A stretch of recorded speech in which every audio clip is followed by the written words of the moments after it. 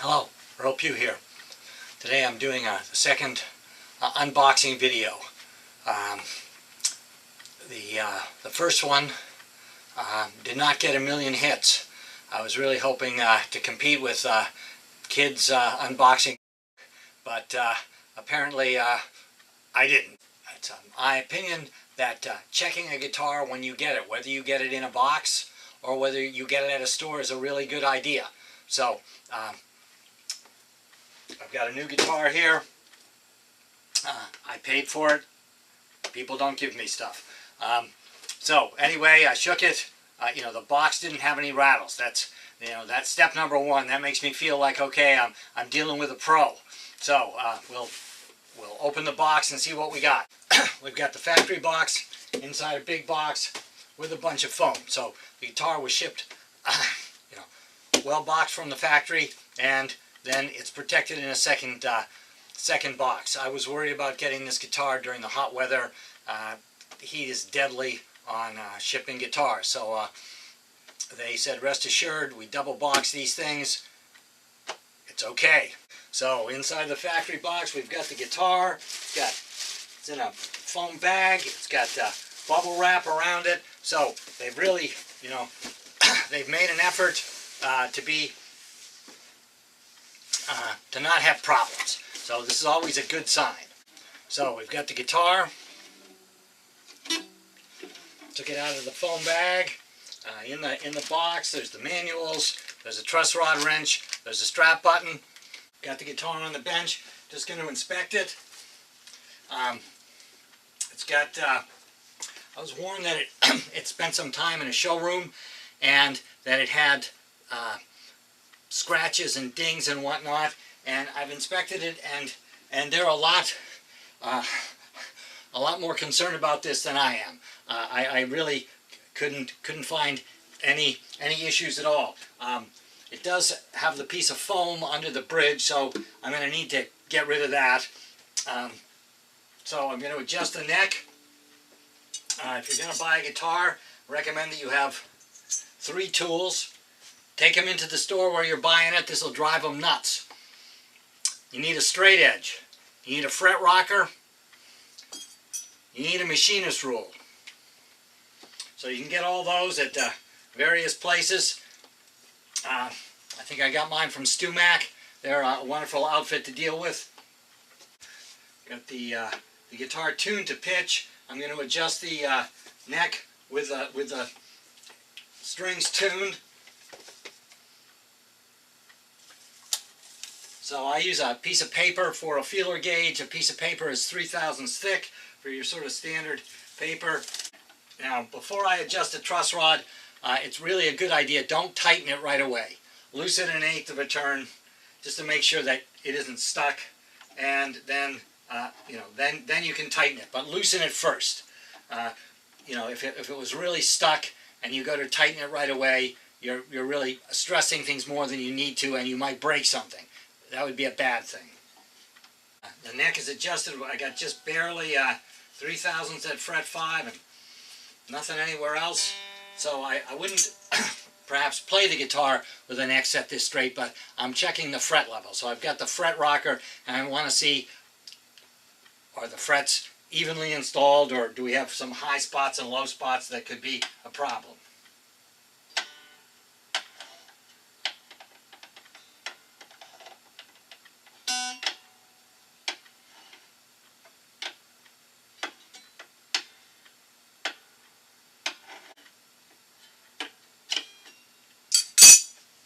So there's just a little rock on fret 3. This is being pretty fussy,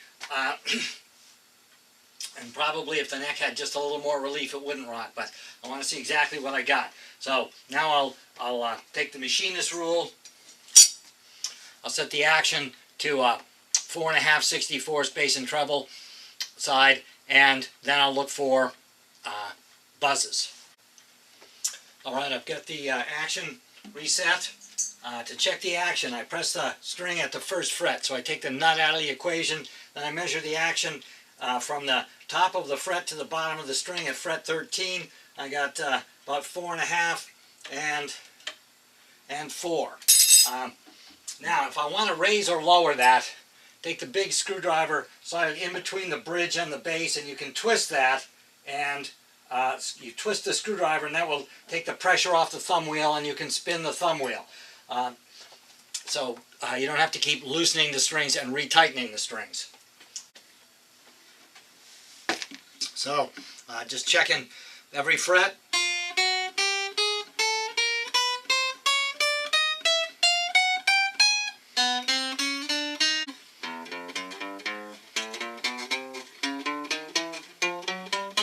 So, you know, I'm not getting any fret rattle or string rattle on a fret at any fret on any string, and the neck is set really straight. So this makes me feel really good about this. So, you know, to me, fretwork is expensive and it's difficult to get it done.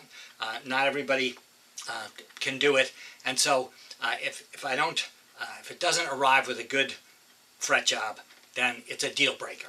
You know, everything else about the guitar could be great, but you know, if it buzzes, I'm not going to be able to use it, and that would be a bad sign on a new guitar. If it needs something in a year or two, I consider that normal wear.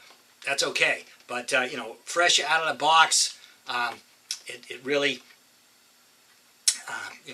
you should get a clear sound at every fret, and this guitar does that. So it's looking real good so far. You know, I haven't found any finished or defects. The neck rod. Another advantage to this is if if the guitar plays really well and you're buying the guitar and you don't check the neck rod, well, when you need to adjust it in a year, you know, if there's a problem, it's a much bigger problem. This way, you know, I've adjusted it. I saw that the neck rod worked well. You know, it'll make the neck go dead straight or beyond dead straight, and it'll, you know, let it have just a little bit of relief. So it's a well installed neck rod. It's working properly. You know, if that doesn't work, there's really nothing you can do. You're stuck with a crooked neck. Now I'll check the hardware and the electronics and see what it sounds like. You know, I didn't want to see what it sounded like first, because if I really like it and then there's another problem, it's going to upset me. This way, you know, I'm making sure there's no problem before I get attached to it. So the tuners have three places that you should check. They've got a screw that locates it on the headstock, on the back of the headstock. So don't over tighten them, but they ought to be snug. So a couple of them needed, you know, a 1/16 of a turn. Now there's another screw that goes in through the center of the tuning button, and you know, you don't want to over tighten that. However, you know, you don't want the tuner buttons rattling around. And one of them, this one here, is just a little bit loose. You know, less than 1/8 of a turn, and it's great. If those are loose, they'll give you a strange rattle on certain notes and drive you nuts when you try to find it. So check that first. Now, there are flange nuts here. So these are on this guitar. They're a 10mm. I've loosened the strings for this, so I'm going to just loosen it 1/4 of a turn and then gently snug it up. If you over tighten it, you will break the tuner. So it needs to be beyond hand tight, but not a lot beyond hand tight. And so, you know, they feel okay when I go to loosen them. It feels like there's a little tension on them, but then once I've loosened them, they sort of settle a little bit, and they take just a little more. You know, the finish is fairly soft, and the wood is fairly soft compared to, you know, the metal of a tuner.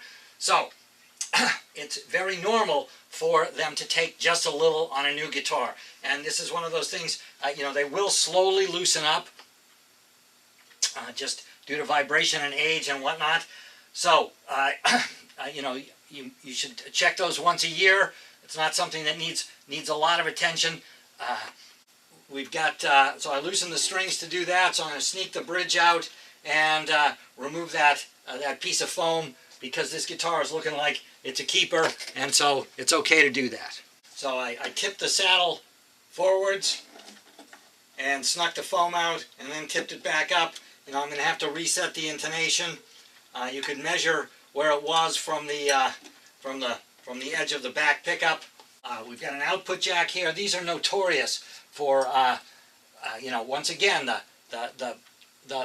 as a just a normal course of things. It's going to the metal of the jack is going to press into the wood a little bit, and so it's going to end up loosening up. So every year or so you've got to just kind of check this and make sure that it's not loose. I'm going to pop all the knobs off, take a look at where they are now, and make sure that the pots are tight. Once again, this is kind of preventative maintenance. So on this guitar, the nuts on the pots take an 11mm wrench. Some of them take a 12, some of them take a 10, some of them take a 1/2 inch or a 13mm. Depends on where it was made and whether it has full-size pots, mini pots, or whatever. So they all took a little. It probably wasn't going to be a problem, but the wires are inside the guitar. If you have a problem with the wiring, you're going to have to sneak all the electronics out through the F-hole and deal with it, and then sneak it all back in. This is less than no fun, so I'd rather spend a few minutes now, make sure that I don't have an issue later. So I'll put the knobs back on, and we're done with the electronics. I've got 3 Phillips head screwdrivers, small, medium, large. So using the small, this pickup mounts to the end of the neck. It has little tiny screws there. They don't want to be over tightened, but they want to be snug. Now, the pick guard is held on with a screw here and a bracket here. So we'll check this screw, and there's a little foam collar there that holds it up off the top. So don't want it. You don't want to over tighten that. You'll just squish the foam, but you don't want it to be loose either. Then on the bracket here, we've got a screw holding the bracket to the body, and then we've got these nuts. And this is these nuts here are loose. That's almost always the case, and you can't just go to your hardware store and buy another nut. So and it's got 2 of them, one on each side of the bracket. So we want to tighten those up now so that we don't have a problem later. Then we've got the strap button and the tailpiece. So the strap button needs a bit, and the strings are still loose. I wouldn't mess with these screws unless the strings are loose. Oh, on this guitar, it's a kind of an interesting trick. These 2 screws mount this bridge pickup. So those need to be tight. This 3rd screw actually is a post, and it is how you adjust the height of this pickup. You can make it closer or further away. So that doesn't get tightened, that gets adjusted. These 2 need to be nice and snug so that the pickup is well mounted. So the guitar's in tune now. So I've got to set the intonation. So I get the open string in tune, then the harmonic. If the string is good, the harmonic will be in tune. If the string isn't good, it won't replace the string. But the harmonic's in tune now. That's at the 12th fret. So it's an E, it's an E. Now when I press it down, it should be that same E. If it's sharp or flat, it's a manual thing. You very carefully and gently slide the bridge away from the frets if it is playing sharp. If you want to lower that fretted note, then you want to make the string longer. And if it's playing flat and that note at the 12th fret is too low, then you move the bridge toward the pickups.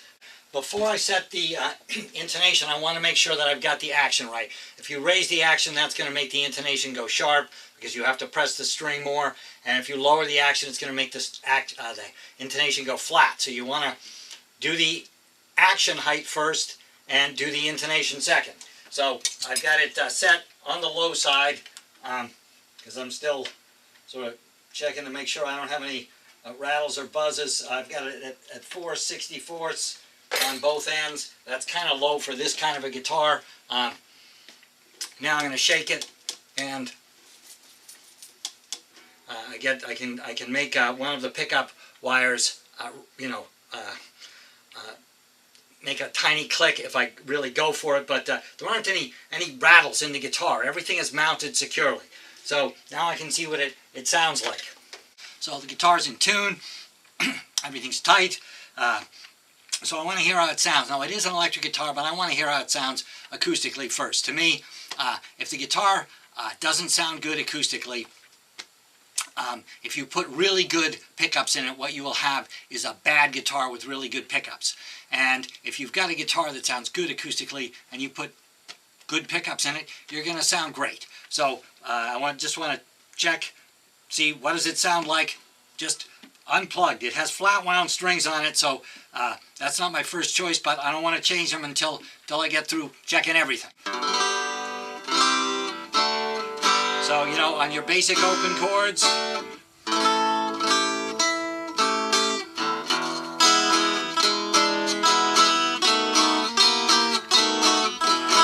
sounds okay. Jazz chords,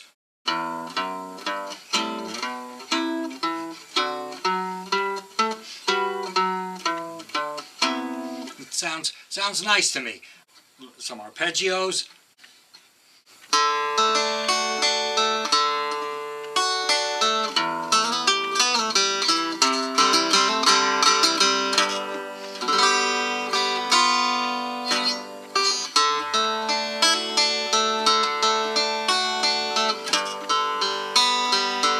So it's got a nice clear sound. It's got good sustain.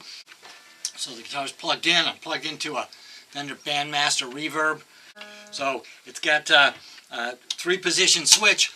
When I push down, it gives me only the bridge pickup, volume control, and you've got the down knobs. So you know, you've got a big sweep on the tone. You've got a nice sweep on the volume. I'll leave those up on 10 for now. In the middle, you got both pickups. And so the knobs sort of interact, and then up is just the neck pickup. If I'm using just the neck pickup, yeah, I probably don't want too much high, so I'm going to roll the volume back to 8 and the tone down to 5. That'll just mellow things out a little bit. Now I want to see, you know, what's my string balance like. So. Alright, so it's pretty good, which is a good thing because there are not adjustable pole pieces, so they got it right. You know, how's my clarity? So on the neck pickup only.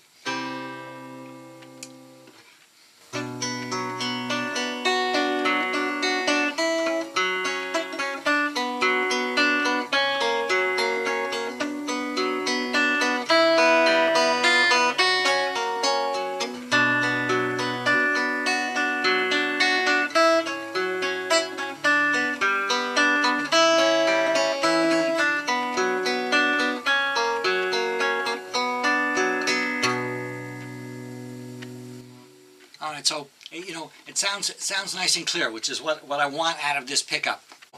In the early days, Chuck Berry played a hollow body Gibson.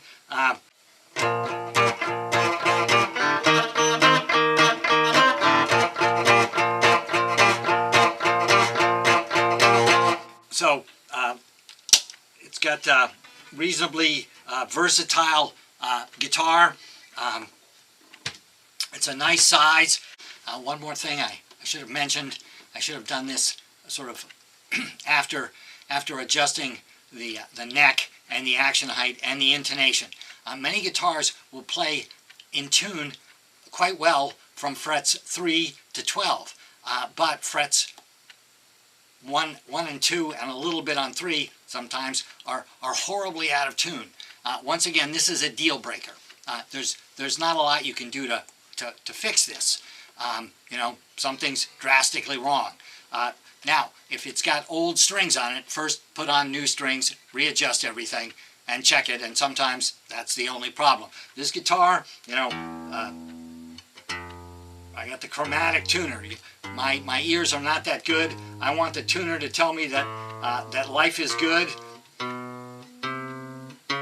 So it's in tune down low, and it's in tune up high. So I'm impressed with this guitar. I think the manufacturer did a great job, and the company that shipped it to me, you know, basically I could have done nothing except maybe taken the piece of foam out from underneath the bridge, and life would have been good. But I want to be able to keep the guitar for a long time. I don't want to be talking to somebody in a month or two because I'm not happy. So I want to give it a thorough check. So I've decided the guitar is a keeper, and I wanted it to be just a little bit louder and just a little bit brighter. So I let go of the flat wounds and put a set of round wounds. Still 11s. You know, it's really, I'm used to 12s, and boy, those 11s, they just make me feel like I'm young again. So anyway, it's got 11 to 50 round wound phosphor bronze on it, and I made it a little bit brighter and a little bit louder, and for my purposes, that's good. If you're a straight ahead jazz player, that's probably not as good, but you know, you've got to get a guitar that works for you.